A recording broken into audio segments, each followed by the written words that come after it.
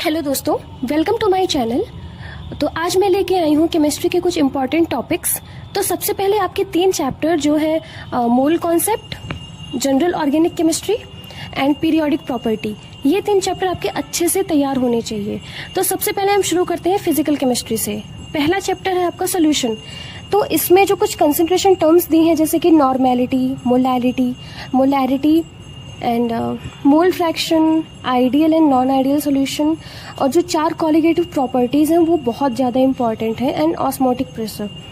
Then second chapter is electrochemistry. तो इसमें जो रेजिस्टेंस हो गया, कंडक्टेंस हो गया, स्पेसिफिक रेजिस्टेंस हो गया, ये कुछ टर्म्स हैं जिनको अच्छे से तैयार करिएगा।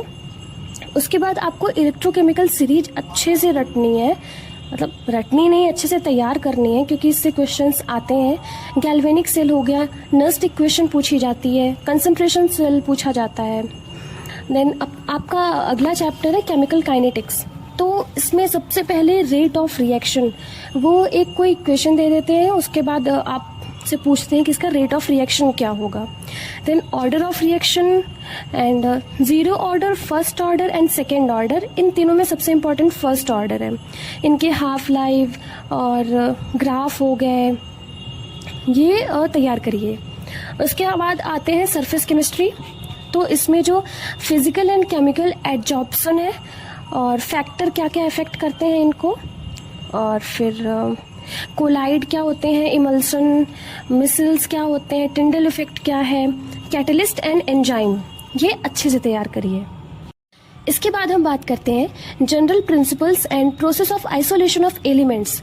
तो इसमें सबसे पहला आपका आता है flotation method, leaching, calcination, roasting and blast furnace आपका बहुत ज़्यादा इंपॉर्टेंट है। उसमें जो डिवीजन है टेम्परेचर के वो पूछे जाते हैं। फ्लक्स आप देख लीजिएगा, एंड रिफाइनिंग ऑफ मेटल में आप zone refining, polling and Bessemerisation, ये इम्पॉर्टेंट है। देन हम आते हैं पी ब्लॉक में। पी ब्लॉक में शुरू करते हैं हम आपके बोरॉन फैमिली से। तो सबसे पहले इसमें बनाना बॉन्ड आप देखिए, inert pair effect, oxy acids of phosphorus, halogen and sulphur, मतलब ज़्यादा नहीं, बस हल्का हल्का आपको फॉर्मूला थोड़ा बहुत याद रहना चाहिए।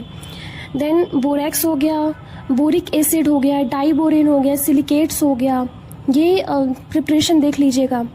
फिर आते हैं एलोट्रोप्स ऑफ कार्बन। इसमें ना ग्रेफाइट और डायमंड का जो स्ट्रक्चर होता है ना, उसके बारे में पूछा जाता है। फिर carbon monoxide, die nitrogen, ammonia में जो रिएक्शन होती है जो बोलता है कि क्लोरीन एक्सिस में है एंड अमोनिया एक्सिस में है, तो वो रिएक्शन इम्पॉर्टेंट है। देन आपका डाई ऑक्सीजन ओजोन हो गया, NO हो गया, कॉन्टैक्ट प्रोसेस हो गया, लेड चैम्बर हो गया एंड क्लोरीन हो गया, ब्लीचिंग पाउडर, और जो आपके जिनॉन के जो कंपाउंड्स बनते हैं उनके हाइब्रिडाइजेशन पूछा जाता है। उसके बाद हम बात करते हैं D एंड F ब्लॉक में। तो इसमें जो एक्सेप्शंस होते हैं जो 3D, 4D and 5D series में, वो बहुत ज़्यादा पूछे जाते हैं। मैग्नेटिक प्रॉपर्टीज़ पूछी जाती हैं एंड कॉन्फ़िगरेशन इम्पॉर्टेंट है इसका। इसके बाद हम आते हैं कोऑर्डिनेशन कंपाउंड। इसमें तो जो IUPAC नेमिंग है वो बहुत ही ज़्यादा इम्पॉर्टेंट है। ऑक्सीडेशन नंबर पूछ लिया जाता है। उसके बाद आपका हाइब्रिडाइजेशन पूछ लिया जाता है। अब आते हैं हम ऑर्गेनिक केमिस्ट्री में। तो सबसे पहला आपका है halo alkane and hello Erin.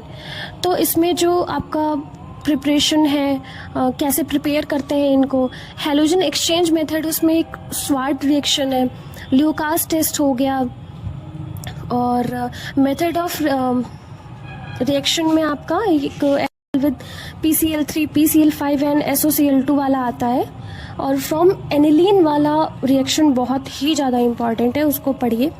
Then आपका आता है कि हम बात करते हैं अल्कोहल की। तो अल्कोहल की प्रिपरेशन हम ग्रिग्नॉर्ड रिएजेंट से कैसे करते हैं, और रिडक्शन रिएक्शन क्या होती है, और कार्बोनिल कंपाउंड से रिएक्शन इसकी, ऑक्सीडेशन इसका, reaction with H2SO4 and phenol की प्रिपरेशन, क्यूमीन वाला जो रिएक्शन है, देन एस्टरिफिकेशन और ईथर की प्रिपरेशन, और जो उसकी HI के साथ रिएक्शन होती है वो इम्पॉर्टेंट है। देन हम आते हैं एल्डिहाइड एंड कीटोन में। तो इनकी मेथड ऑफ प्रिपरेशन, रोजनमुंड रिएक्शन बहुत ज़्यादा इम्पॉर्टेंट है, इटार्ड रिएक्शन इम्पॉर्टेंट है, इनकी कुछ एलिमिनेशन रिएक्शंस है, और टॉलेंट टेस्ट, फेलिंग टेस्ट ये, और एल्डोल कंडेंसेशन रिएक्शन तो बहुत ही ज़्यादा इम्पॉर्टेंट है। उसके बाद हम बात करते हैं कार्बोक्सिलिक एसिड की। तो इसकी जो प्रिपरेशन में from nitrile and amides, from Grignard reagent and ammonia. उसके बाद इसकी जो रिएक्शन होती है PCl3 से, PCl5 से, SOCl2 से, वो इम्पॉर्टेंट है। इसके बाद हम बात करते हैं नाइट्रोजन कंटेनिंग कंपाउंड की। तो इसमें जो मेथड ऑफ प्रिपरेशन है उसमें reduction of nitrile, reduction of amide, उसके बाद हॉफमैन ब्रोमोएमाइड रिएक्शन है, ये बहुत ज़्यादा इम्पॉर्टेंट है। कार्बिल एमीन रिएक्शन बहुत ही ज़्यादा इम्पॉर्टेंट है, और इसके कुछ इलेक्ट्रोफिलिक सब्स्टिट्यूशन रिएक्शन ये देता है, उसको आप ज़रूर देख के जाइएगा। उसके बाद आपके बचते हैं 3 चैप्टर्स जो कि biomolecule, polymer and chemistry in everyday life. तो ये तीनों चैप्टर में ना आपको सिर्फ पढ़ना है, इसमें मैं कुछ इम्पोर्टेंट नहीं बता रही, मतलब आप इसको पूरा चैप्टर पढ़ के जाइएगा। तो देखो, जो भी ऑर्गेनिक केमिस्ट्री में या फिर पूरी केमिस्ट्री में, तो आपके जितने भी रिएक्शंस हैं ना वो एक दूसरे से इंटरकनेक्टेड है। मतलब अगर किसी रिएक्शन के लिए कोई कंपाउंड का फॉर्मेशन हो रहा है तो दूसरे रिएक्शन के लिए वही उसी कंपाउंड का रिडक्शन हो रहा है। मिलते हैं अगली वीडियो में, तब तक के लिए बाय।